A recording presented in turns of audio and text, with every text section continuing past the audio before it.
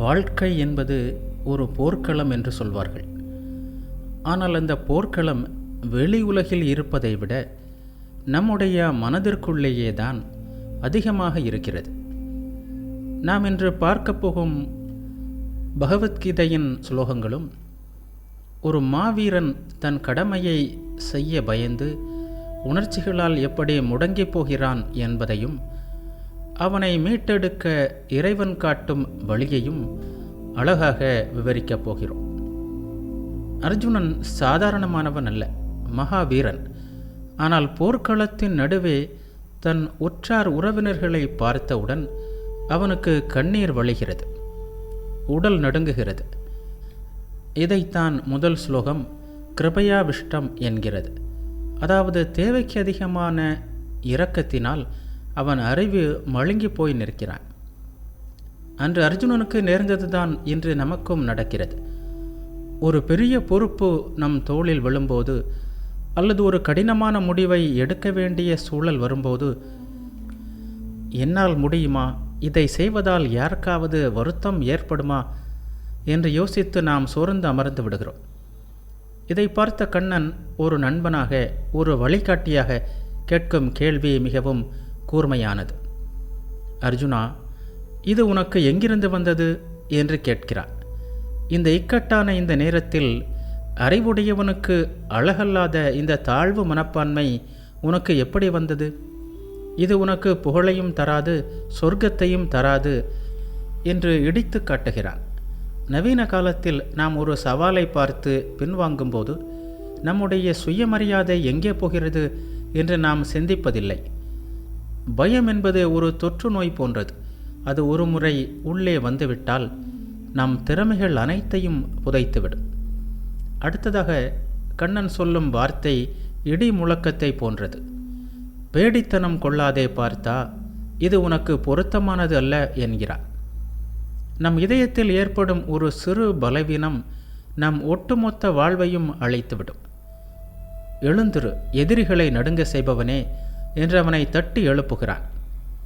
இன்று பல இளைஞர்கள் தோல்வி பயத்தாலும் மற்றவர்கள் என்ன சொல்வார்களோ என்ற கவலையாலும் முடங்கி கிடக்கிறார்கள். அவர்களுக்கெல்லாம் கண்ணன் சொல்லும் மந்திரம் இதுதான்: உன் பலவீனம் உனக்கானது அல்ல, அதை தூக்கி எறிந்துவிட்டு எழுந்து நில். ஆனால் அர்ஜுனன் தன் பக்கம் இருக்கும் நியாயங்களை அடுக்குகிறான். கண்ணா, நான் யாரை எதிர்க்க வேண்டும்? என் குரு துரோணரையும் என் தாத்தா பீஷ்மரையும் நான் அம்புகளால் தாக்க வேண்டுமா? அவர்கள் வழிபடப்பட வேண்டியவர்கள் அல்லவா என்று கேட்கிறான். இதுதான் நம் வாழ்வின் மிகப்பெரிய சிக்கல். கடமை ஒரு பக்கமும் பாசம் ஒரு பக்கமும் நிற்கும்போது எதை தேர்ந்தெடுப்பது என்பதில் நமக்கு குழப்பம் வரும். ஒரு நீதிபதி தன் சொந்த மகனே தவறு செய்து கூண்டில் நிற்கும்போது தந்தையாக இருப்பதா அல்லது நீதிபதியாக இருப்பதா என்ற போராட்டம். இதே போராட்டம் அர்ஜுனனின் மனதிலும் தோன்றுகிறது. அர்ஜுனன் ஒரு படி மேலே போய் பெரியோர்களை கொன்று இந்த இரத்தம் படிந்த இன்பத்தை அனுபவிப்பதை விட பிச்சை எடுத்து உண்பது மேலானது என்கிறான். இது தியாகம் போல தெரிந்தாலும் உண்மையில் இது கடமையிலிருந்து தப்பிக்கும் ஒரு முயற்சி.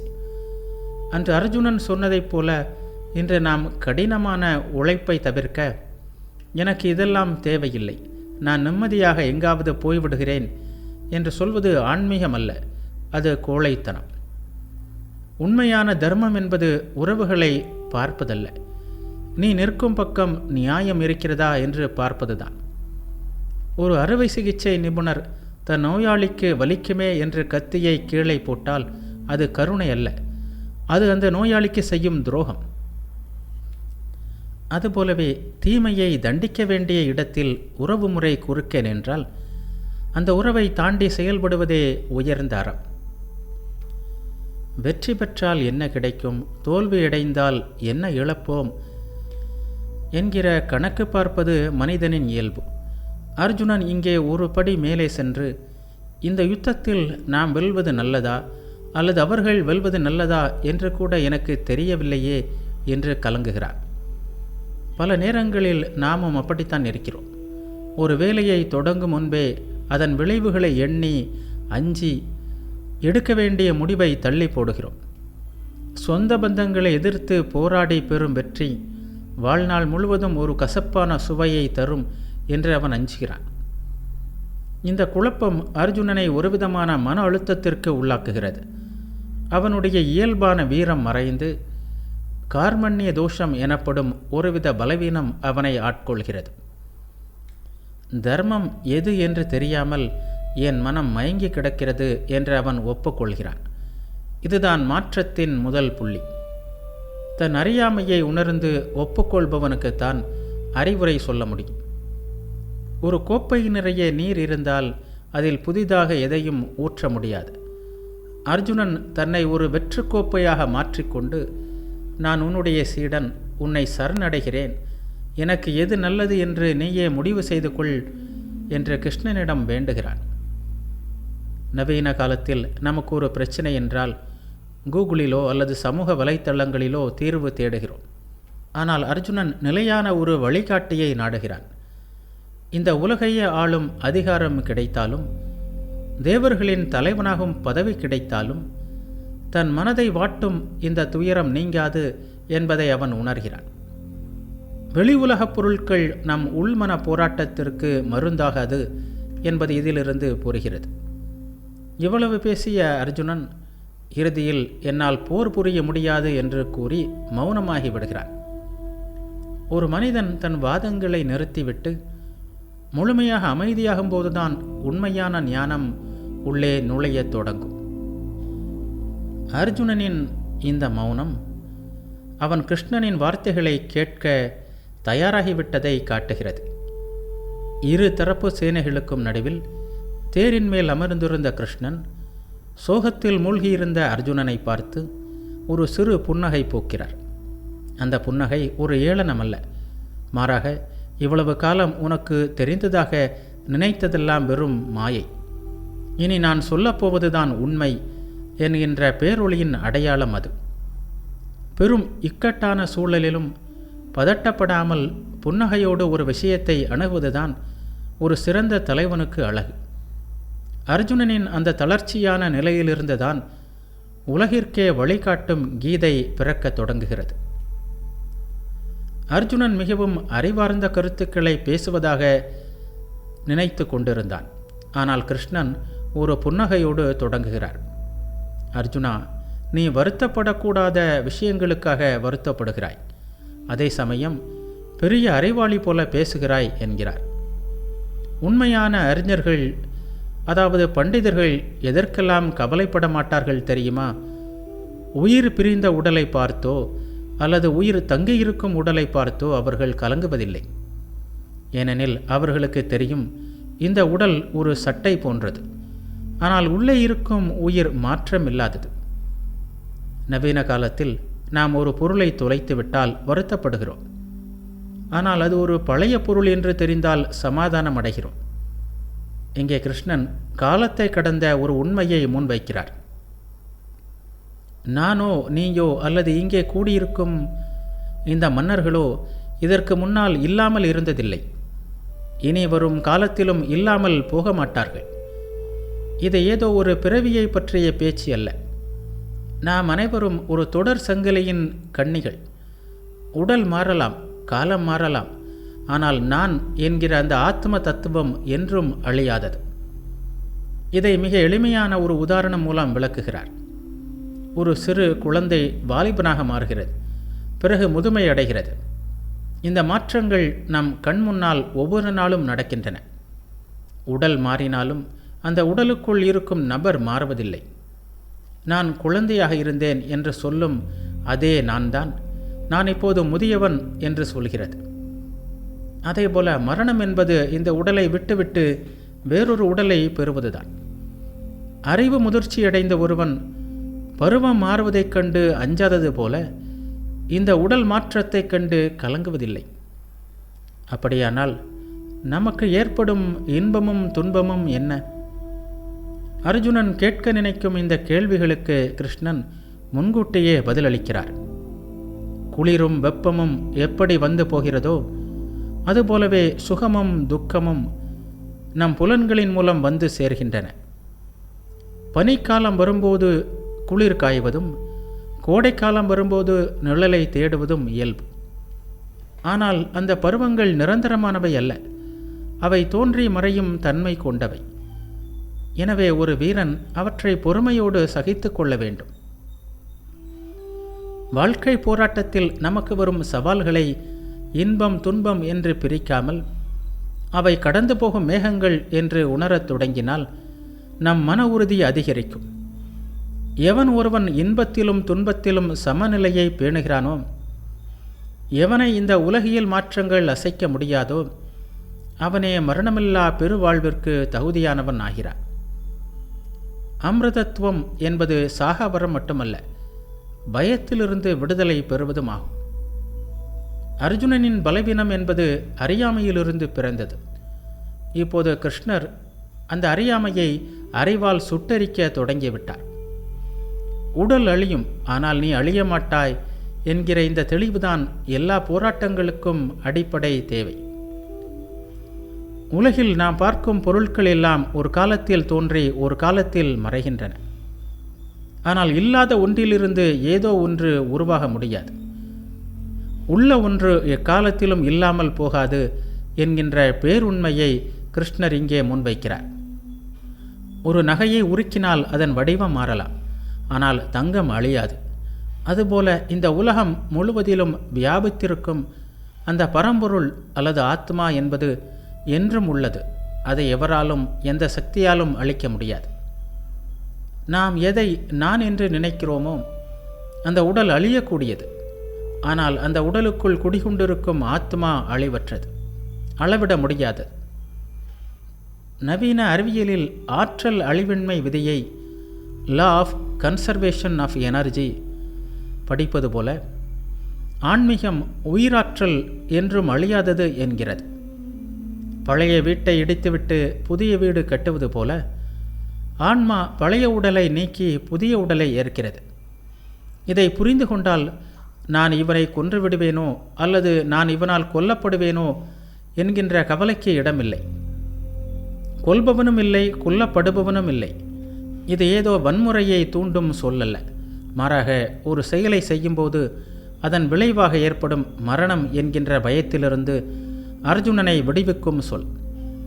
ஆத்மா என்பது பிறப்பதுமில்லை, இறப்பதுமில்லை. அது ஒரு முறை தோன்றிவிட்டு பிறகு மறைந்து போவதுமில்லை. அது பிறப்பற்றது, என்றும் உள்ளது, நிலையானது, பழமையானது. ஒரு மண்பாண்டம் உடைந்தால் உள்ளே இருக்கும் ஆகாயம் உடைந்து போவதில்லை. அதுபோல போர் முனையில் உடல் வீழ்ந்தாலும் உள்ளே இருக்கும் அந்த பரம்பொருள் வீழ்வதில்லை.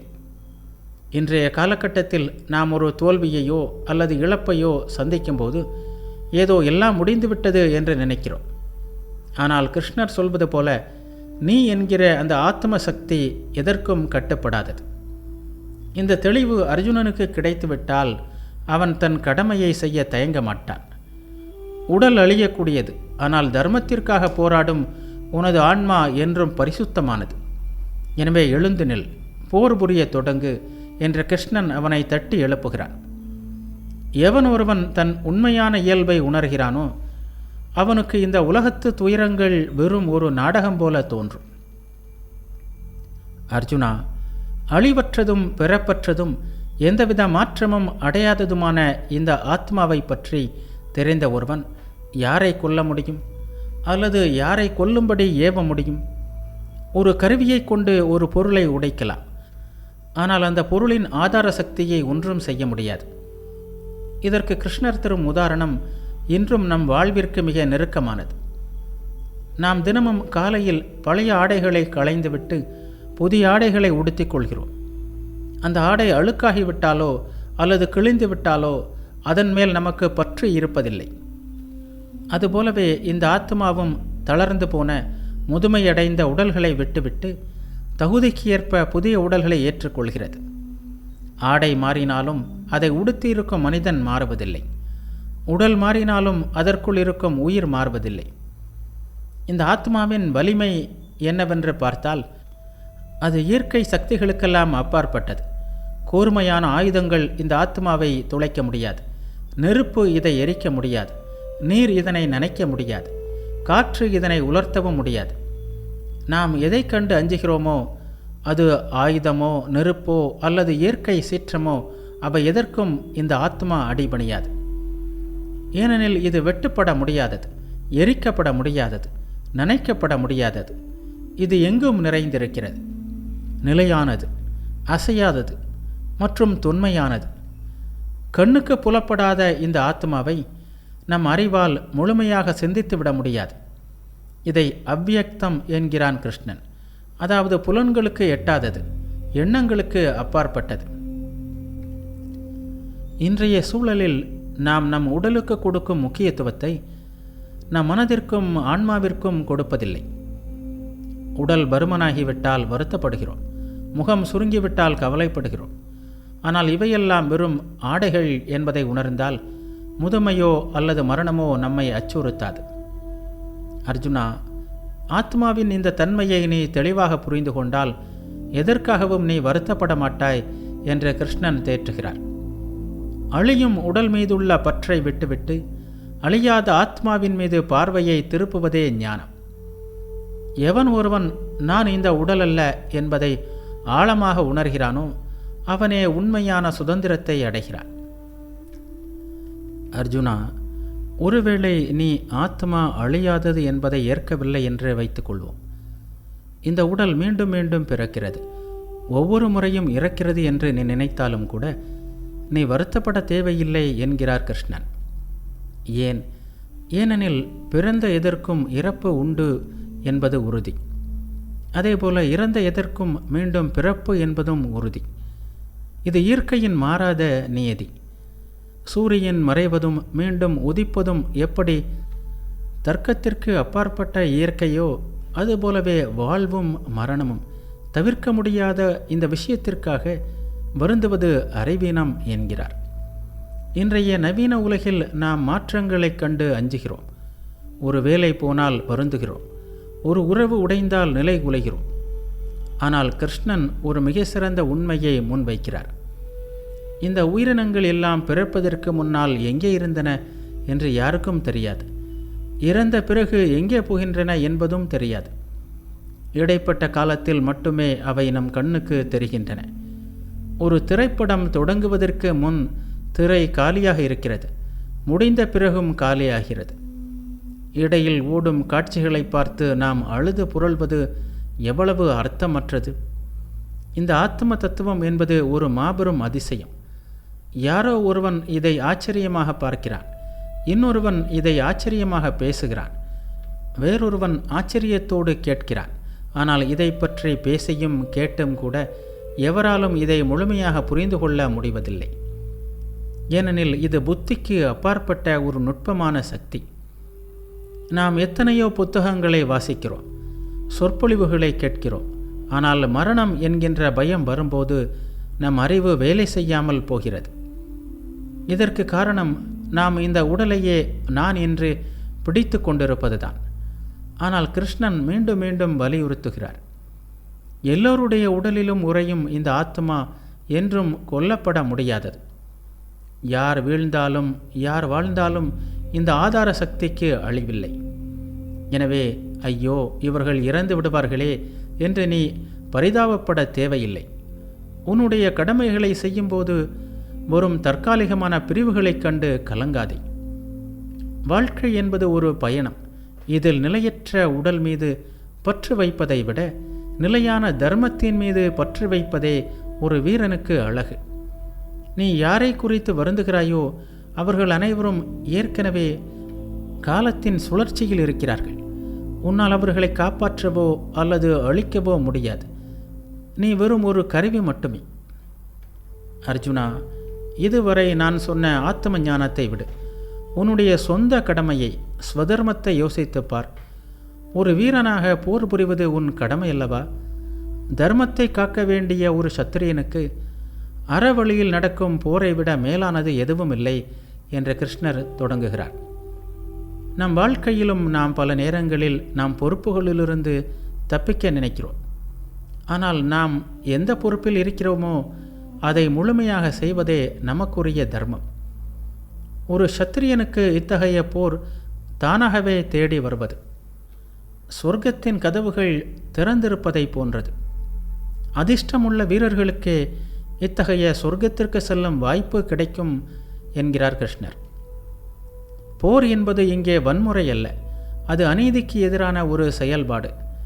இன்றைய காலகட்டத்தில் ஒரு மருத்துவர் தன் கடமையை செய்வதும், ஒரு ஆசிரியர் மாணவர்களுக்கு வழிகாட்டுவதும் எப்படி ஒரு அறப்போராட்டமோ அதுபோலவே அர்ஜுனனுக்கு இந்த போர் அமைந்துள்ளது. ஒருவேளை நீ இந்த கடமையிலிருந்து பின்வாங்கினால் என்ன நடக்கும்? நீ உன்னுடைய ஸ்வதர்மத்தையும் இதுவரை நீ ஈட்டிய புகழையும் இழப்பாய். அது மட்டுமல்ல, கடமையை தவறிய பாவமும் உன்னை வந்து சேரும் என்று எச்சரிக்கிறார். நாம் பயந்து பின்வாங்கும்போது அதை அமைதி என்று நாம் நினைக்கலாம். ஆனால் உலகம் அதை கோழைத்தனம் என்றே கருதும். உலகம் உன்னை பற்றி தூற்றத் தொடங்கும். உன்னை போன்ற ஒரு மாவீரனுக்கு வரும் பழியானது மரணத்தை விட கூடியது. அதாவது கௌரவமாக வாழ்ந்த ஒருவனுக்கு பழி நேர்வது என்பது சாவை காட்டிலும் பெரிய துன்பமாகும். நீ அன்பினால் போரை தவிர்க்கிறாய் என்று நீ நினைக்கலாம். ஆனால் உன்னை பார்த்து வியந்த மற்ற மாவீரர்கள் அர்ஜுனன் பயத்தினால் போர்க்களத்தை விட்டு ஓடிவிட்டான் என்றுதான் பேசுவார்கள். உன்னை உயர்வாக மதித்தவர்களின் பார்வையில் நீ சிறுமையாக தெரிவாய். நவீன வாழ்க்கையிலும் இது பொருந்தும். ஒரு தலைமை பதவியில் இருப்பவர் கடினமான முடிவுகளை எடுக்க தயங்கி பின்வாங்கினால் அவர் தன் மதிப்பை இழக்கிறார். கௌரவம் என்பது வெளிப்பகட்டு அல்ல, அது நமக்கும் நம் கடமைக்கும் கொடுக்கும் மரியாதை. அர்ஜுனா, நீ புகழோடு வாழ்ந்தவன். இப்போது தயங்கி நின்றால் உன் எதிரிகள் உன்னை பார்த்து எள்ளி நகையாடுவார்கள். அந்த அவமானத்தை உன்னால் தாங்க முடியுமா என்று கிருஷ்ணர் கேட்கிறார். ஞானம் ஒரு பக்கம் இருந்தாலும் ஒரு மனிதன் தான் வாழும் சமூகத்தில் தன் கடமையை செவ்வனே செய்ய வேண்டும் என்பதே கிருஷ்ணனின் உபதேசம். அர்ஜுனா, உன்னுடைய எதிரிகள் உன்னை பற்றி தகாத வார்த்தைகளை பேசுவார்கள். உன்னுடைய திறமையையும் வீரத்தையும் அவர்கள் இகழ்ந்து பேசும்போது அதைவிட கொடுமையான துயரம் உனக்கு வேறு என்ன இருக்க முடியும் என்று கிருஷ்ணன் கேட்கிறார். ஒரு மனிதன் தன் வாழ்நாள் முழுவதும் சேர்த்த நற்பெயர் ஒரு கணநேர தயக்கத்தால் சிதைந்து போவதை கிருஷ்ணன் இங்கே சுட்டி காட்டுகிறார். நவீன காலத்தில் நாம் ஒரு சவாலை எதிர்கொள்ள பயந்து பின்வாங்கும்போது உலகம் நம்மை நல்லவன் என்று சொல்லாது, திறமையற்றவன் என்றே முத்திரை குத்தும். அந்த அவமானத்தை தாங்குவதை விட போர்க்களத்தில் நின்று போராடுவதே மேலானது. இந்த போராட்டத்தின் முடிவை பற்றி அர்ஜுனன் கவலைப்படுகிறான். அதற்கு கிருஷ்ணன் 2 விதமான பாதைகளை காட்டுகிறார். இந்த போரில் நீ கொல்லப்பட்டால் வீர ஸ்வர்க்கம் அடைவாய். ஒருவேளை வெற்றி பெற்றால் இந்த பூமியை ஆள்வாய். எனவே எந்த பக்கம் பார்த்தாலும் உனக்கு லாபமே. எழுந்து நில், போர் புரிய உறுதி கொள் என்கிறார். இங்கேதான் கிருஷ்ணன் வாழ்வின் உன்னதமான சூத்திரத்தை வழங்குகிறார். இன்பம் துன்பம், லாபம் நஷ்டம், வெற்றி தோல்வி ஆகியவற்றை சமமாக கருது. இந்த சமநிலையோடு நீ போராடத் தொடங்கினால் உனக்கு எந்த பாவமும் வந்து சேராது. நம்மில் பலர் ஒரு வேலையை தொடங்கும்போது இதனால் எனக்கு என்ன கிடைக்கும் என்று லாப நஷ்ட கணக்கு பார்க்கிறோம். அந்த எதிர்பார்ப்பு தான் பயத்தையும் கவலையையும் தருகிறது. ஆனால் இது என் கடமை, இதன் விளைவு எதுவாக இருந்தாலும் நான் ஏற்பேன் என்கிற மனநிலை வரும்போது அங்கே பதட்டம் மறைந்து செயல்திறன் கூடுகிறது. இதைத்தான் கிருஷ்ணன் புத்தி யோகம் என்கிறார். இதுவரை ஆத்மாவை பற்றிய ஞானத்தை, சாங்கிய யோகத்தை உனக்கு சொன்னேன். இப்போது செயல்களை செய்யும் முறையை, கர்மயோகம் பற்றி சொல்கிறேன் கேள். இந்த அறிவை பெற்றுக்கொண்டால் நீ கர்ம வினையாகிய தலையிலிருந்து விடுபடுவாய். இந்த வழியில் நாம் செய்யும் சிறு முயற்சியும் வீண் போகாது. மற்ற செயல்களில் பாதையில் நிறுத்தினால் பலன் கிடைக்காமல் போகலாம். ஆனால் தர்மத்தின் பாதையில் நாம் எடுத்து வைக்கும் ஒவ்வொரு சின்னஞ்சிறிய அடியும் நம்மை பெரிய பயத்திலிருந்து காப்பாற்றும். கடலில் ஒரு சிறு கட்டையை பற்றி கொண்டால் கூட அது நம்மை கரை சேர்க்க உதவும் என்பது போல தர்ம சிந்தனையோடு நாம் செய்யும் ஒவ்வொரு செயலும் நம் வாழ்வின் அர்த்தத்தை மாற்றும். பயத்தை விட்டுவிடு, பலனை எதிர்பார்க்காதே, கடமையை செய். இந்த 3 மந்திரங்களே அர்ஜுனனை மீண்டும் வீரம் கொள்ள செய்கிறது. அர்ஜுனா, இந்த தர்மத்தின் பாதையில் உறுதியான புத்தி என்பது ஒன்றுதான். ஆனால் எதிலுமே ஒரு முடிவுக்கு வர முடியாமல் குழம்பி கிடப்பவர்களின் எண்ணங்களோ பல கிளைகளாக பிரிந்து அந்தமற்றதாக அலைபாயும் என்கிறார் கிருஷ்ணன். ஒரு இலக்கை நோக்கி பயணிப்பவர்களுக்கு பாதை ஒன்றுதான். ஆனால் எங்கு செல்வது என்று தெரியாதவன் எல்லா பாதைகளிலும் கால் வைத்து எங்கும் சேர முடியாமல் தவிப்பான். இன்றைய உலகில் மல்டி டாஸ்கிங் என்ற பெயரில் நாம் பல விஷயங்களில் கவனம் செலுத்தி எதிலுமே முழுமை பெறாமல் போகிறோம். ஆனால் எவன் ஒருவன் தன் கடமையில் மட்டும் உறுதியாக இருக்கிறானோ அவனே வெற்றியாளன் ஆகிறான். அடுத்ததாக கிருஷ்ணர் ஒரு முக்கியமான எச்சரிக்கையை தருகிறார். வேதங்களில் சொல்லப்பட்டுள்ள கவர்ச்சியான சொற்களில் மயங்கி இதை தாண்டி வேறு எதுவும் இல்லை என்று வாதிடுபவர்கள் அறிவற்றவர்கள். அவர்கள் வெறும் போகப் பொருட்களையும் சொர்க்க பதவிகளையும் மட்டுமே இலக்காக கொண்டவர்கள். அவர்கள் சொல்லும் அந்த பூ போன்ற அழகான சொற்கள் கேட்பதற்கு இனிமையாக இருக்கலாம்.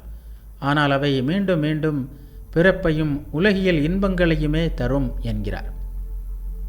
செல்வத்தின் மீதும் அதிகாரம் மற்றும் இன்பங்களின் மீதும் அதிக பற்று கொண்டவர்களின் மனம் சிதறிப் போகிறது.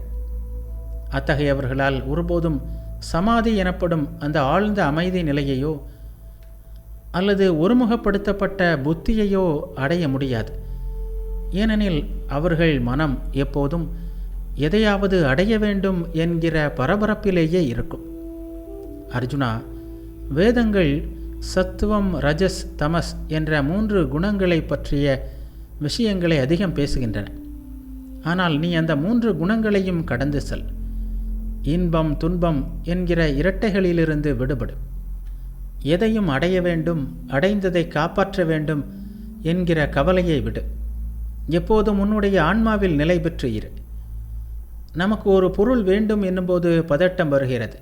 அது கிடைத்துவிட்டால் அதை காப்பாற்ற வேண்டும் என்கிற பயம் வருகிறது.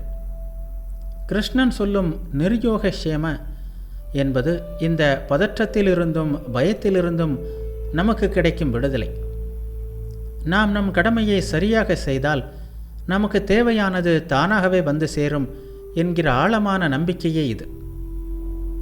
உலகியல் ஆசைகள் தரும் தற்காலிக இன்பங்களை விட நிலை பேருடைய ஆத்ம சுகமே மேலானது. அர்ஜுனனை ஒரு சாதாரண வீரனாக மட்டும் பார்க்காமல் அவனை ஒரு முழுமையான மனிதனாக மாற்ற கிருஷ்ணன் எடுக்கும் முயற்சி இது.